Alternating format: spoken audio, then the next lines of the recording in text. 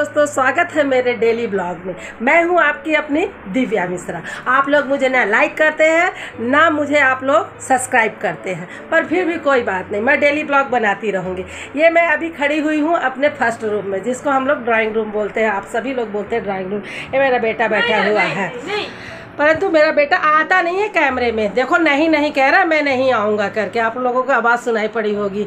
दोस्तों, आज पता नहीं क्यों मेरे को मन किया कि मैं ना अभी आप लोगों को एक कुछ बोलूँ माँ के ऊपर, है ना। अभी देखो, मैं इससे इतना रिक्वेस्ट कर रही हूँ, पर ये मेरे साथ मेरे वीडियो में, मेरे ब्लॉग में नहीं आ रहा है ना। जबकि मैं इसके लिए कितने काम करती हूँ, कितना मतलब हर देखो कह रहा है बहुत बड़े काम करते हो करके।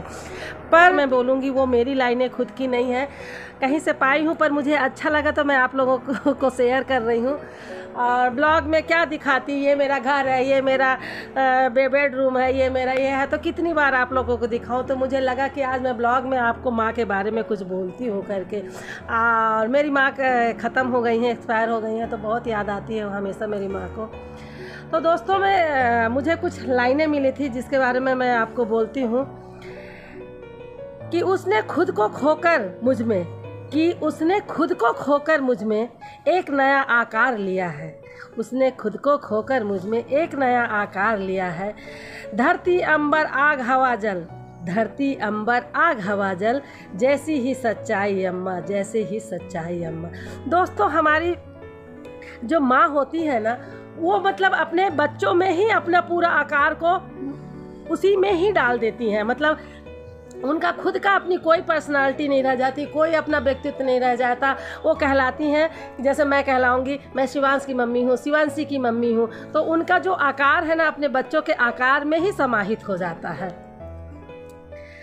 तो अच्छी लगी थी लाइन में, उसको बोलती हूँ, इस तरह मेरे गुनाहों को वो माफ़ कर देती थी, नहीं सॉरी, इस तरह वो मेरे गुनाहों को धो देती थी। कुछ इस तरह वो मेरे गुनाहों को धो देती थी। माँ बहुत जब गुस्से में होती थी तो रो देती थी। जब माँ बहुत गुस्से में होती थी तो रो देती थी। हमें कई बार होता है ना कि जब बच्चे बहुत परेशान करते हैं और कुछ ऐसा गलत कर देते हैं, तो हम रोते तो रहते हैं, परंतु फिर भी हम दूसरे के सामने क्या बोलते हैं, नहीं उसने ये काम नहीं किया है, उसने इसे ये काम नहीं किया है। तो ये लाइनें कितनी अच्छी है ना, कि इस तरह मेरे गुनाहों को वो धो देती थी। माँ बहुत गुस्से में होती थी तो रो देती थी। तो इस तरह से है दोस्तों कि आप अपनी माँ को मतलब हमेशा रिस्पेक्ट करिए, प्यार करिए, और जितना हो सके उनके साथ टाइम स्पेंड करिए। बहुत खुशनसीब होते हैं वो जिनके सर पर माँ का हाथ होता है। बहुत खुशनसीब होते हैं वो जिनके सर पर माँ का साया होता है या हाथ होता है। बड़े बदनसीब है वो जिन्होंने अपनी माँ को ठुकराया होता है। दोस्तों, कभी भी अपनी माँ को वृद्धाश्रम वगैरह में मत छोड़िए, है ना।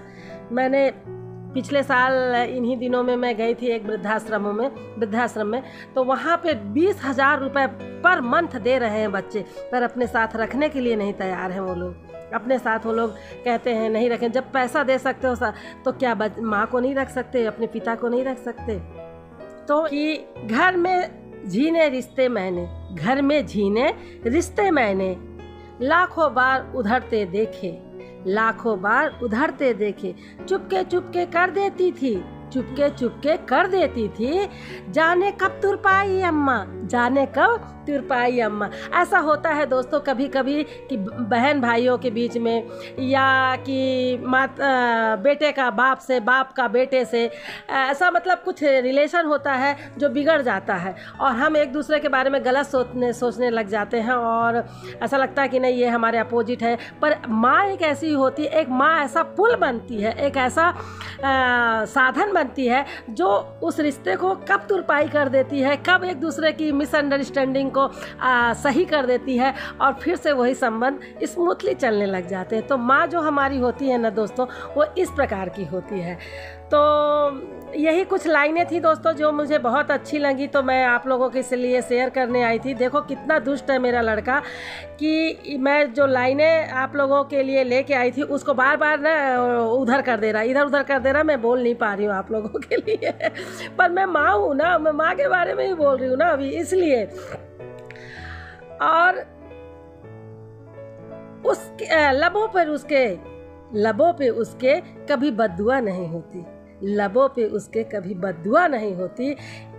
बस एक माँ ही तो है जो हमसे कभी खपा नहीं होती, बस एक माँ ही तो है जो हमसे कभी खपा नहीं होती। थोड़ी देर के लिए आपको लगेगा कि माँ मेरे से नाराज है, कुछ है, पर देखिएगा जब आप कभी प्रॉब्लम में आएंगे ना तो तुरंत उसका ऐसा जो नाराज़गी है 2 मिनट नहीं लगता है दोस्तों, वो रफू चक्कर हो जाता है। तो ये कुछ लाइनें थी दोस्तों जिनको मैं आप लोगों को आज के ब्लॉग में शेयर करना चाहिए। आज मैं आप लोगों को नहीं बताया कि मैं नहाई हूँ, खाई हूँ और ये मेरे भगवान जी हैं। तो भगवान जी क्या है दोस्तों, आपके माता पिता में ही भगवान जी हैं, आपकी माता पिता में ही भगवान जी है। ये जो है जिंदा रहते रहते ही आप लोग सेवा करिए। ऐसा नहीं है कि उनके जाने के बाद मतलब आप उनकी स्मृति में जो कुछ खाना दे रहे हैं, ये कर रहे हैं, ऐसा नहीं होने दीजिए दोस्तों। ये है कि आप जीते जीते उनको, वो कहते हैं ना, क्या कौन सा गाना था दोस्तों, एक गाना नहीं था, मरने के बाद अमृत पिलाया तो क्या फ़ायदा, है ना। तो जब जीते जीते लोगों को पानी पिलाइए, अपने माँ बाप को पानी पिलाइए, बाद में आप अमृत पिलाते हैं तो उसका कोई फ़ायदा नहीं है मेरे मित्रों। तो ये लाइनें मुझे बहुत अच्छी लगी थी माँ के ऊपर। तो प्लीज़ आप लोग भी अपनी माँ के को प्यार करिए, रिस्पेक्ट करिए, क्योंकि माँ हर चीज़, हर रिश्ता बार बार मिल जाएगा, माँ नहीं मिलेगी।